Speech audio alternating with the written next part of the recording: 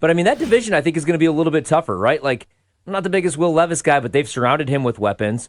The Colts, if Anthony Richardson could stay healthy and you pair him with Shane Steichen the next couple years, they're going to be deadly. But, man, like the Jags, 2 years ago, we thought they were the up-and-coming team, and they had the playoff win against the Chargers. A game that they probably should have lost, let's be honest, because Trevor Lawrence threw 4 picks in the first half. But remember, he bounced back in the second half. They win that game. He was a top 5 quarterback in the AFC the second half of that season 2 years ago, the first year with Doug Peterson. Last year, there was some regression, but like you said, I mean, I really wanted them to go out and try to make a deal for a go-to wide receiver. I like what they did in the draft. I like Christian Kirk. Like, I like all the pieces that have been there, and I know a couple of them have moved on. Calvin Ridley did not have a very good year last year. That's why he's moved on elsewhere. But I just felt like when they went out and signed Christian Kirk and Zay Jones, and they already had Agnew, everybody's kind of like the same guy. They're all slot receivers. I wanted to see like a big, tall, like their version of like a DK Metcalf. Imagine that, man. But Trevor Lawrence, I'm not out on him. I've just always had like some concerns. He won the national championship. We all loved him. He looks like sunshine. We were hyping him up. You know, probably looks like Mario, actually. Yeah, he does a little bit. You guys have similar hair. No, let's not do this. You're way more handsome. Thank you. Way more handsome. Yeah, you're way better looking than Trevor Lawrence. It's not even close. So there used to be Planet Fitness in India I'd go to, and the weirdest thing I ever got was a guy walked up to me, tapped me on the shoulder, goes, "You related to Trevor Lawrence?" Being dead serious. And I go, "No." And he goes, "Have a good one." I was like, all right. I think more like when I see you, have you seen Stranger Things? Yeah. You know the dude in season 1? Yep. The I guy, can he's see like, it. he's lifeguard? the lifeguard. The lifeguard. Oh, I'll take the lifeguard. Yeah. I'm not good-looking dude. I'm not You're here. fine. I'm not here to rip you. Not the bad person around here. Basically, what Ryan is saying is if somebody has long hair, you look like him. That's all that it really is. What I was going to say about Trevor Lawrence was, okay, so like I was the biggest Andrew Luck guy. And I was the biggest RG3. Like all these quarterbacks that we hype up. With Trevor Lawrence, they won the national championship. Clemson did. But then remember the year where they went back and he had more overthrows than any quarterback in like national title history. I was like, oh, he's awesome. Don't get me wrong. He's really good. I just don't think he's as perfect as we're making him out to be. You know, by this point, I think like a lot of people thought maybe he would at least have. Well, I mean, he's still damn young. I was going to say, nobody thought that he was going to have an MVP or a Super Bowl by now. The Jags were a mess. Urban Meyer was his head coach for the first half. I don't even count season. his first year. That doesn't count. That year doesn't exist. It's been wiped from the record like Michael Jordan playing for the Wizards. I really like Oregon this year, and I know you're pretty big in on them too. A plus 210 to win the Big Ten. I mean, they're loaded. They're loaded this season, but I do think they're still under the radar. Yeah. Ohio State, Alabama, Texas.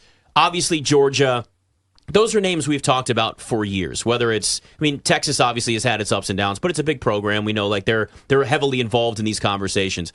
I think those 10-1 odds are great value for Oregon to win the national title for one, and they're flying under the radar right now because they're just, one, they play out on the West Coast. Not as many people watch them, and they're just not still looked at as like a traditional big-time like national championship power in college football, even though we've seen them in national championship games. Yeah, dude, if I could buy stock in any head coach under 40 years old for the next decade plus, it would be Dan Lanning. I mean, not only could he recruit, he could flip guys, too. Look what he does in the portal. Oh, my God. I mean, look what he did. I mean, you bring in Bo Nix. Gabriel, are you kidding me? Yeah, and also Dante Moore. Like, Dante Moore didn't want to stay at UCLA because he didn't want to sit for a year. Now he's going to sit for a year behind Dylan Gabriel, who could win a Heisman. Legitimately could have won a Heisman if you like just take his first 7 games at Oklahoma last year.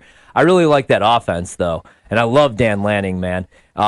Will Stein's back year 2 as the OC. Like, that was my big question going into last year was Bo Nix without Dillingham, because that's who recruited him when he was at Auburn. They spent that first year at Oregon together, and Bo Nix was a Heisman candidate, looked like one. Last year, there was no drop-off. I mean, that offense was ridiculously good. He completed 70% of his passes, and I don't think they're going to have much of a drop-off. I mean, Oregon's absolutely stacked, but so is Ohio State. They had a ridiculous offseason as well. And what I like, my favorite part about their offseason, like, is Will Howard a huge upgrade over Kyle McCord? I'm not really sure. I love their skill position players. I love Judkins being your backup running back. I love JTT on the defensive side of the ball. I like Jim Knowles being in year 3, everybody being familiar. But my favorite move was bringing in Chip Kelly to call the plays. That takes pressure off of, well, really the entire coaching staff at Ohio State, but especially Ryan Day, man. Ryan Day was like a little bit of a mess last year. You could tell the pressure was getting to him when he was screaming at like an 85-year-old former head coach. Lou Holtz. Lou Holtz, where are you at right now? Lou Holtz? Like, he's in bed. Lou Holtz is doing He's in bed. He's 95 years old, but you could tell he was feeling the pressure, man. It's sleeping time for Lou Holtz. And Michigan's had their number, so Ohio State scares me, but I don't think we're going to get better than 10-1 on the Ducks with the start to that season, so I did play them to win the national championship, man. Evan Stewart's a stud wide receiver. They steal him from Texas A&M. Tez Johnson's back. He had 86 receptions, which was a school record at Oregon. Trayshawn Holden, Gary Bryan are back. The strength is their 2 starting tackles. They may have the 2 best tackles in the Big Ten, and they have 6 starters back on offense. The defense has some senior leadership. I think they're going to be really damn good. It's between them and Ohio State, so I like that 10-1 national championship price, and I don't hate betting them to win the Big Ten. I didn't do that yet. I just went national title so far. What do you think about Donovan Edwards coming into the season? Stealing my question. Thought he was going to have a monster year last year, and I mean, I think a lot of it had to do with like lack of touches because Blake Corum got the majority of the carries. You expect a big season from him? I do, and honestly, we all expected a little bit more from him last year than we got. But you know, he filled his role, and there's nobody that moments. You know, there's nobody that had bigger moments than Donovan Edwards when you think about what he did against Penn State and what he did against obviously, you know, in the national championship game against Washington.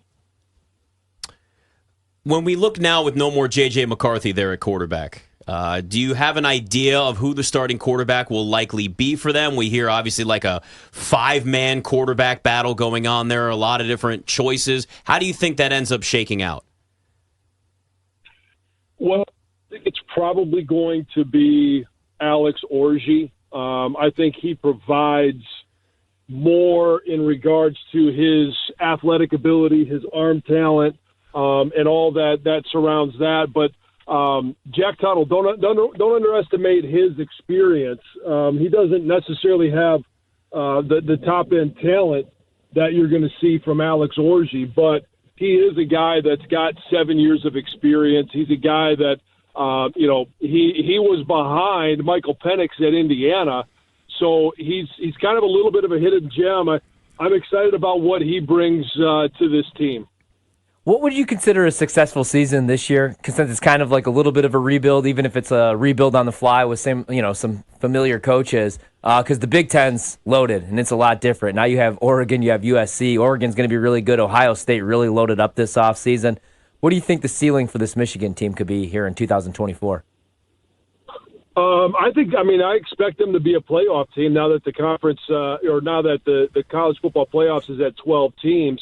That's 100% what I expect. And you know, what is that? 10 wins? Is that 9 wins? I think you're going to see 9 total teams from the SEC and the Big Ten be in the college football playoffs. And I think that's really where Michigan should be. Even though they did lose all that talent, they don't have Jim Harbaugh. It's still going to be a very, very talented Michigan football team led by the defense.